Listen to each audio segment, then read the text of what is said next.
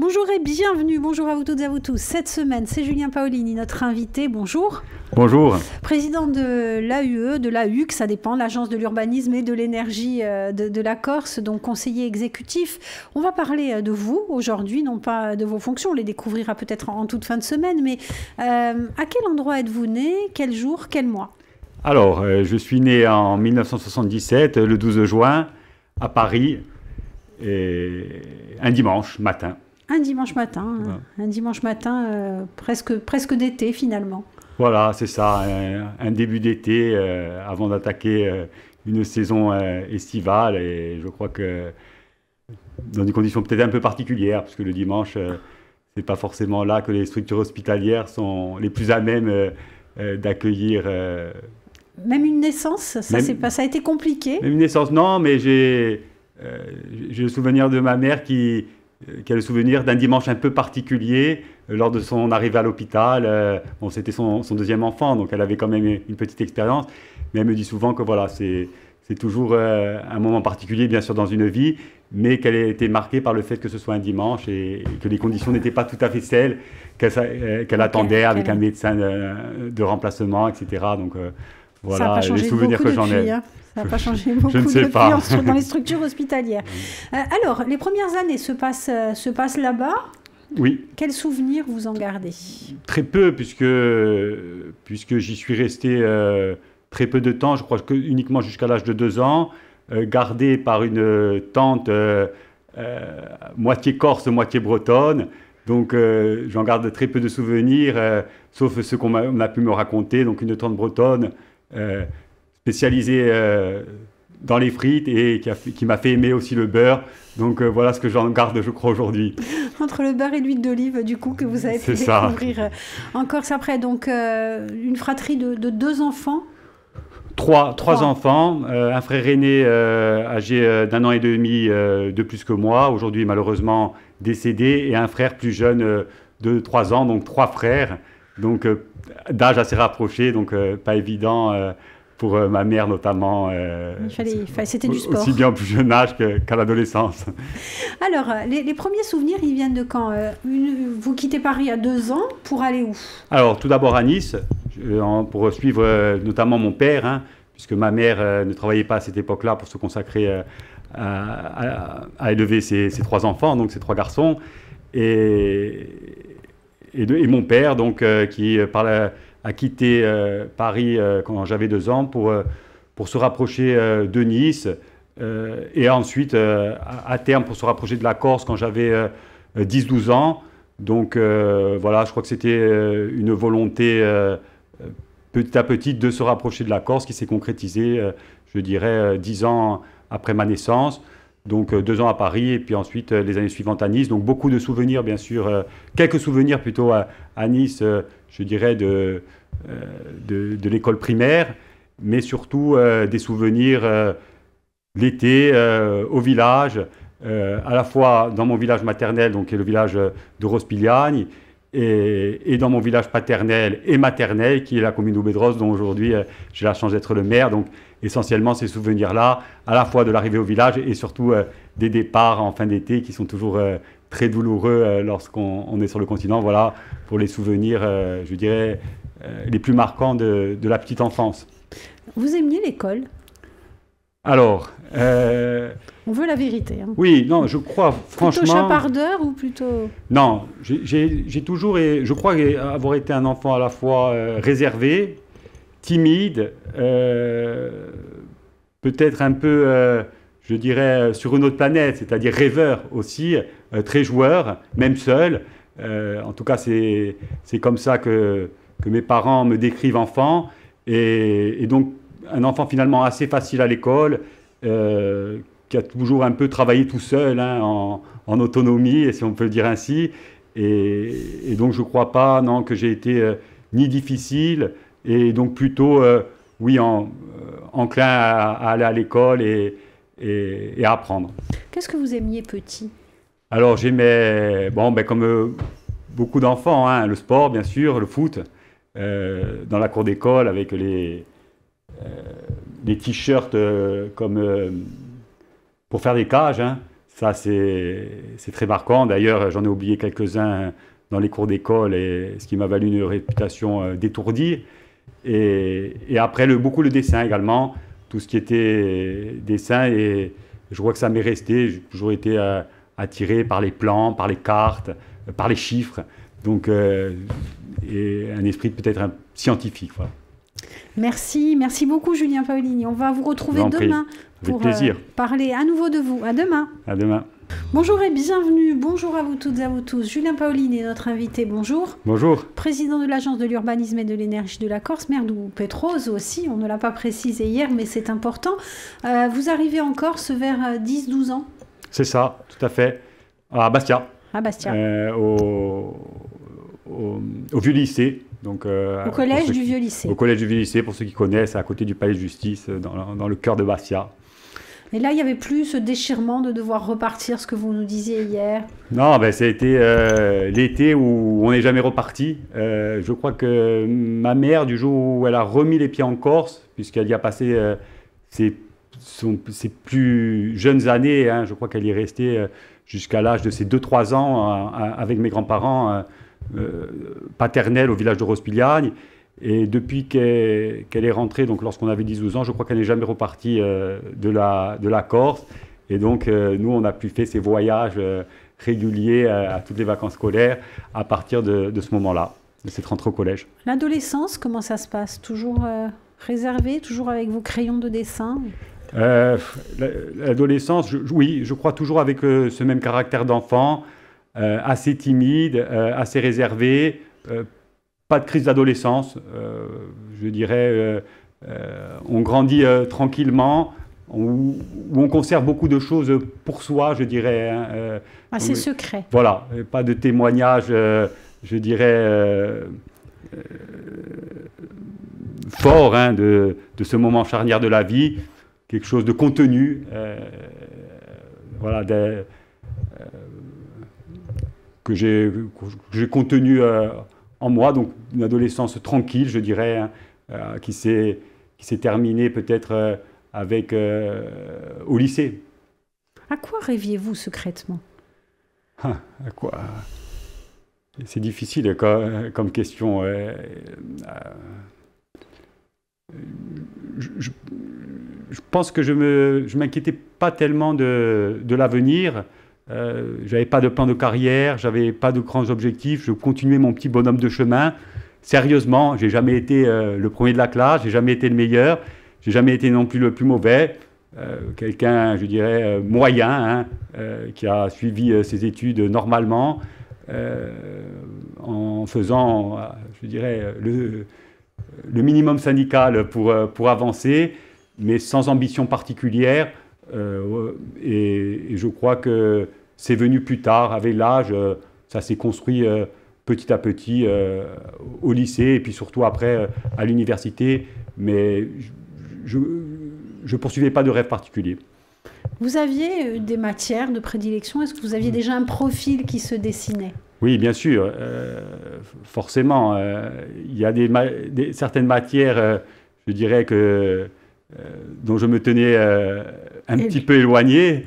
Je pense notamment aux langues étrangères où j'avais plutôt des difficultés, alors que j'étais bien sûr très attiré par toutes les disciplines scientifiques, les maths bien entendu, la biologie hein, qui m'a passionné notamment au lycée, et ensuite par la suite bien sûr la chimie et la physique. Donc vraiment un profil scientifique cartésien, je dirais, pur et dur. Et bien sûr que ça fait partie aussi d'un de mes traits de caractère. Les sorties avec les copains? Ah ouais, beaucoup à Bastia, au lycée. Hein, les plus profondes amitiés que j'ai pu tisser, c'est vraiment dans ces années-là. C'est les 3 années de lycée, où j'étais d'ailleurs par la suite à Jeanne d'Arc après le vieux lycée. J'ai gardé vraiment des liens profonds, même si c'est des gens que j'ai aujourd'hui perdus de vue, avec de ces années-là, hein, et des gens avec qui d'ailleurs j'ai continué pour beaucoup à la fac, donc plusieurs années à la fois de fête, de partage, d'amitié, qui marquent profondément, bien entendu, une personnalité, et voilà, je profite pour les saluer, s'ils m'entendent. Le bac, ça se passe comment? Le bac, ça se passe tranquillement, je crois, comme les autres... un bac scientifique? Un bac S, bien sûr, avec option mathématiques. Ça se passe tranquillement, sans mention particulière, sans difficulté notoire. Je suis aussi un peu dans une période où on se cherche. J'ai 17, 18 ans. Donc, voilà, on alterne, je dirais, les cours, mais aussi les sorties, la fête, d'autres préoccupations. Donc, voilà, j'ai mon bac. Pas de manière très brillante, bien sûr. Les filles, comme toujours, les vacances au village, les balles l'été, voilà, tout ce que connaissent les jeunes d'aujourd'hui et ceux de ma génération. Et donc forcément, un petit désintérêt pour l'école, mais on en fait suffisamment pour passer aux étapes supérieures. Voilà. Merci beaucoup, Julien Paolini. À demain. Je vous en prie, à demain. Bonjour, nous retrouvons Julien Paolini, notre invité cette semaine. Bonjour. Bonjour. Maire d'Oupétroz ou conseiller exécutif, président de l'Agence de l'urbanisme et de l'énergie de la Corse. Bac en poche, vous arrivez à l'université. Oui, alors l'arrivée à l'université, c'est quelque chose dans une vie. Voilà, on sort du cocon familial, on s'installe seul dans notre appartement, on retrouve aussi des amis du lycée. Et voilà, on attaque les études supérieures. Donc, des souvenirs extraordinaires de ces années-là, bien entendu. À Corté? À Corté, bien sûr, inscription à l'Université de Corse. Une première inscription en économie, d'ailleurs, où Nanette Maupertuis, la présidente aujourd'hui de l'Assemblée de Corse, devait faire ses premiers enseignements et que j'ai pu avoir en cours. Mais je me détourne très vite des sciences économiques pour revenir, je dirais, sur mes premiers amours qui sont les sciences dures.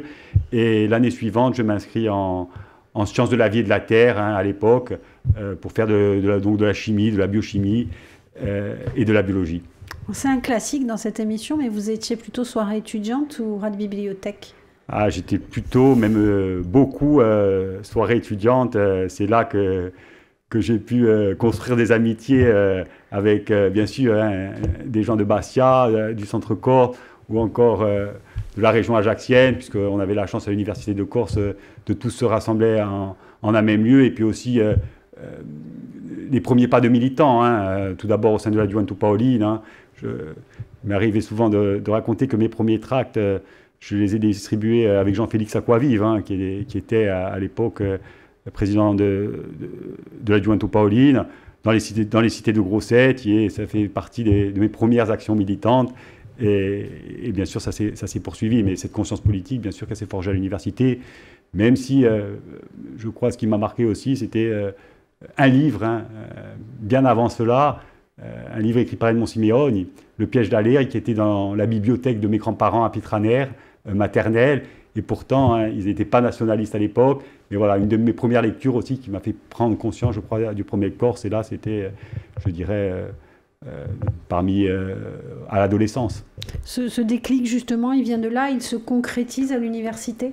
Oui, il se concrétise à l'université dans une période un peu charnière, un peu particulière. C'est la fin des années 90, on est en 97, 98, donc c'est une période particulière pour le mouvement national, avec un certain nombre d'événements très très marquants pour notre génération. De la guerre fratricide aussi. Tout à fait. Et donc, ça fait partie des discussions qui reviennent régulièrement sur le campus. Et lorsqu'on est militant dans un syndicat étudiant, lorsqu'on fréquente justement les soirées sur le cours Paul, on est forcément pris dans ces discussions, dans ces échanges, et on se forge une conscience politique. Et cette conscience politique, vous saviez que vous deviez la mener, vous faire élire, comment ça, ou pas du tout? C'était juste... Non, je pense que j'ai appris sur le tas, on va dire. Mes premiers mandats électifs, je veux dire, c'est en tant que représentant des syndicats étudiants. C'est les participations aux manifestations de l'époque, notamment pour la mise hors norme de l'université, par exemple. Et ça s'est fait petit à petit. je ne pense pas que j'étais une personnalité faite pour ça, ou en tout cas, ça ne m'est pas venu de manière innée. J'étais un enfant plutôt timide, réservé, mais voilà, les actions militantes, les revendications qui étaient, je crois, d'intérêt majeur, ont fait que voilà, je me suis forgé à la fois une conscience politique et aussi une capacité à me battre pour un certain nombre d'idéaux, d'abord dans le monde étudiant et puis par la suite, bien sûr, dans le monde politique. En parallèle de cet engagement politique, vous poursuivez vos études. Jusqu'où vous allez?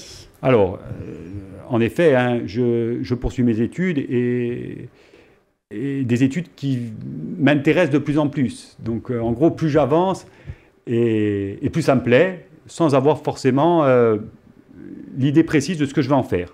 Donc, c'est un DUG à l'époque, une licence, une maîtrise, un DEA qui ouvre les portes du doctorat.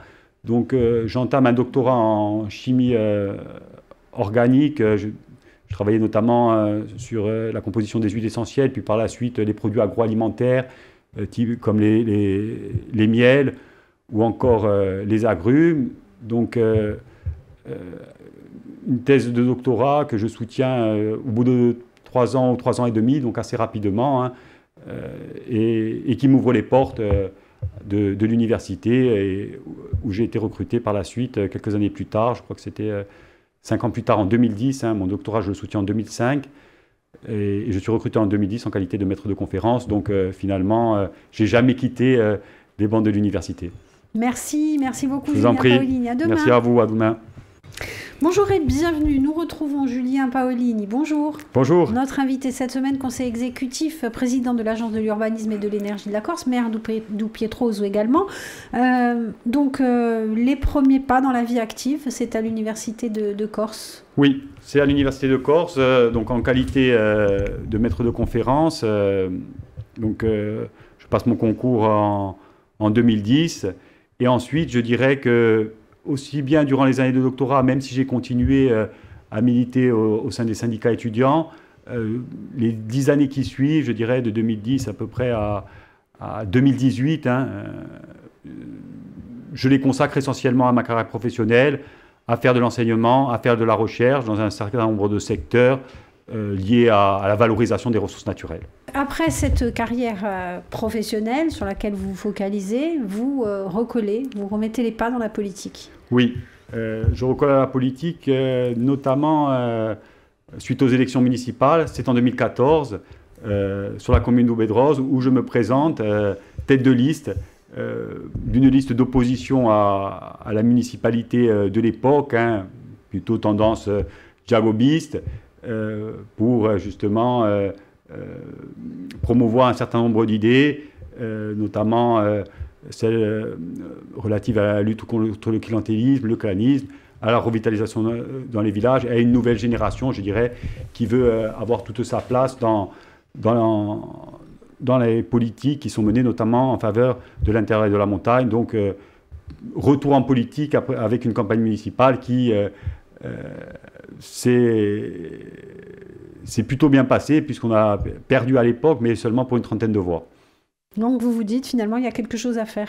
Il y a quelque chose à faire, et puis on sent bien qu'il y a un mouvement de fond en Corse. C'est aussi l'année où Gilles Siméon est élu maire de Bastia, et donc on sent bien que les mentalités sont en train de changer, que les choses bougent en Corse, et on se dit avec quelques amis, d'ailleurs, que je salue, mes amis d'enfance, et ceux qui m'ont poussé aussi à me porter candidat à la municipalité d'Oubedroz en 2014 et qui m'ont suivi par la suite et qui m'ont permis aujourd'hui d'être ici, et donc je salue, ils se reconnaîtront. Quand on a une personnalité plutôt timide, plutôt réservée, faire de la politique, c'est pas évident? Non, bien sûr, au départ, c'est pas évident. On apprend sur le tas, c'est du terrain en quelque sorte, hein. On apprend en avançant, par étapes, de manière patiente, ça se construit, et je crois que c'est toujours pas évident. Aujourd'hui, et je crois que pour personne, hein, même pour des personnalités qui sont, je dirais, plus libérées, c'est toujours un exercice difficile en politique lorsqu'on est confronté à la fois à l'opinion publique, aux médias, et d'autant plus aujourd'hui avec la sanction des réseaux sociaux qui peut tomber très vite. Avec des images instantanées, il faut faire attention. Il faut faire attention, il faut être prudent, on pèse ses mots, et à côté de ça, il faut rester naturel, convaincu et déterminé, parce que sinon on perd le sens de notre engagement si on se focalise juste sur ces zooms, hein, ces points parfois de crispation qu'on peut avoir à un moment donné sur un sujet donné pour une petite phrase ou une maladresse. Comment s'est passée votre rencontre avec Gilles Simeoni? Alors, Gilles Simeoni, je le connaissais un petit peu hein, avant son élection à Bastia en 2014. Je connaissais bien sûr Edmond également, hein, parce que c'était été un acteur majeur à l'université, hein, et notamment toute une série de conférences et d'actions. Son frère Marc également. Mais je crois que le moment où on accroche, je dirais, hein, c'est un tournoi de foot organisé par l'Université de Corse. Je crois que c'était pour les 40 ans de l'université, si mes souvenirs sont bons. C'est juste après son élection à Bastia, de mémoire, en 2014. Et je participe à ce tournoi de foot dans une des équipes universitaires. Gilles Simeoni est là également. Et donc, on échange sur les résultats des élections de 2014. Et en gros, je me dis que je peux être utile en vue des prochaines territoriales avec justement un certain nombre d'amis qui nous suivent. Et donc, on se décide de faire un petit bout de chemin ensemble. Et ensuite, c'est la campagne de 2015. Merci beaucoup, Julien Paolini. À demain. À demain. Bonjour et bienvenue, dernier rendez-vous de la semaine en compagnie de notre invité Julien Paolini. Bonjour. Bonjour. On a parlé de votre parcours tout au long de cette semaine, beaucoup d'implications politiques, professionnelles. Ça laisse du temps pour la vie perso? Ça laisse du temps. Disons que ça en laisse de moins en moins. Ça en laisse de moins en moins. Je dirais, ces 5-6 dernières années, tout est allé très très vite pour moi. Je suis passé d'une activité professionnelle d'enseignant-chercheur à l'université, dans laquelle j'étais très investi, hein, mais dont le rythme était, j'ai presque envie de dire, entre guillemets, normal, des horaires acceptables, à une première expérience, je dirais, à partir de 2017, en qualité de conseiller territorial. Donc j'ai 3 ans à l'Assemblée de Corse, où là, il a fallu concilier à la fois les activités professionnelles à l'université et les fonctions d'élu. Et donc, depuis un peu plus d'1 an, comme conseiller exécutif, donc les choses sont allées très vite, les responsabilités de plus en plus importantes. Et c'est vrai qu'aujourd'hui, c'est très difficile à la fois de concilier les activités professionnelles à l'université, les fonctions d'élu en qualité de conseiller exécutif, et la vie personnelle, et d'autant que j'ai une petite fille qui aura 3 ans en novembre. Donc voilà, bien sûr que c'est difficile, mais on essaye de donner le meilleur dans chacune de ces activités. Voilà. Mais forcément, il y a des contraintes, elles sont relativement fortes. Quel papa êtes-vous? Alors, je crois que je suis un papa aimant, très proche de ma fille, parfois fusionnel, peut-être aussi une forme de culpabilité de ne pas être là aussi souvent que je voudrais. Et donc, on compense peut-être de manière inconsciente lorsqu'on est là avec un investissement à 100% dans ces moments-là qu'on trouve toujours trop court, malheureusement. Qu'est-ce que vous avez envie de lui transmettre? J'ai envie de lui transmettre déjà une Corse apaisée. Quand on fait le boulot qu'on fait, on se dit aussi qu'on le fait pour les générations futures, parce qu'il y a des choses dont on est bien consciente qu'on ne verra pas, nous, de notre vivant. Et donc, on se dit qu'on le fait, bien sûr, pour nous, pour la génération actuelle, mais on les fait surtout pour la génération future. On sait que c'est un travail de longue haleine lorsqu'on veut une Corse émancipée, plus libre, plus autonome, plus résiliente, capable de résister, je dirais, à la mondialisation et à toutes les menaces qui pèsent aujourd'hui, hein, menaces climatiques, politiques. On se dit qu'on construit pour l'avenir et On aimerait que nos enfants n'aient pas à la fois à connaître les périodes qu'on a pu connaître ces 50 dernières années et leur offrir un avenir plus serein. C'est pas évident, mais ça fait partie aussi de nos moteurs. Quel est votre pire et votre meilleur souvenir? Mon meilleur souvenir, d'un point de vue familial, c'est bien sûr la naissance de ma fille, le 13 novembre 2019, forcément. J'en ai qu'une. J'espère avoir d'autres enfants, bien entendu. Donc ça sera pour mon meilleur souvenir. Les autres, c'est en politique, j'en citerai plusieurs. Peut-être la victoire au municipal de 2020, parce que c'est vraiment un moment de partage avec des amis qui je crois, attendaient ça depuis des années. Hein. Bien sûr, la victoire de Jussi Meehan en 2015, même si je n'étais pas sur la liste, on s'est beaucoup battu pour y parvenir. C'était peut-être une campagne, une des plus belles campagnes que j'ai pu mener. Et puis, bien sûr, les élections successives de 2017, où j'étais sur la liste, et les dernières de 2021. Donc, bien sûr, des victoires politiques qui marquent les individus individuellement, mais aussi collectivement. On mettra un joker pour le pire. On mettra un joker pour le pire souvenir. Oui. Ouais. Bon, après, je peux en parler également. Hein. Le pire souvenir, c'est probablement le décès de mon frère, qui avait 43 ans de mémoire le jour de son décès, avec qui j'avais passé toutes les fêtes de Noël, notamment le 31, et qui est décédé tout début janvier, je crois, 2019, il me semble. Merci beaucoup Julien Paolini d'avoir pris le temps, parce que vous avez un emploi du temps très très serré, donc d'avoir pris le temps de passer cette semaine en notre compagnie. On vous retrouve, parce qu'il y a beaucoup de pain sur la planche du côté de l'agence de l'urbanisme, on l'a vu, il y a beaucoup de dossiers, tous plus prioritaires les uns que les autres. Oui, on va se retrouver très bientôt, à la fois pour parler de la programmation pluriannuelle de l'énergie qui doit être révisée d'ici la fin de l'année. On parlera également, bien sûr, du PADUC courant de l'année 2023, de sa révision, de son analyse et de sa révision. Et on parlera, bien sûr, de lutte contre la spéculation foncière et immobilière dans le cadre du processus qui s'ouvre avec le gouvernement, avec une première réunion prévue début novembre. Merci et à très vite. Merci à vous. Donc. À très vite.